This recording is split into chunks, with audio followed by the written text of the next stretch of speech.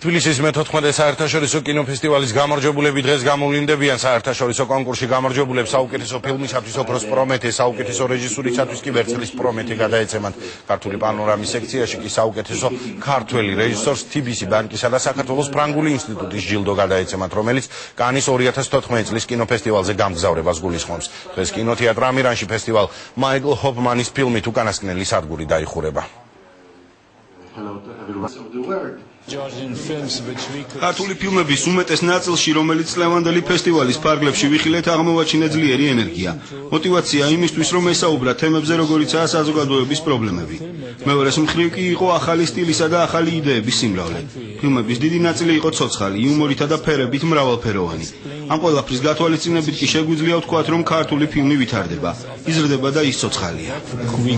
ძალიან ბევრი საინტერესო ფილმი იყო ყველა მიმართულების, რომელსაც ესწრებოდა, როგორც მე თვალყოს ვადევნებდი, ძალიან ბევრი ახალგაზრდა მაყურებელი, რაც ჩემში პირადად რაც ოპტიმიზმის რაღაცა საგანი იყო, ძალიან სიამოვნებდა ეს.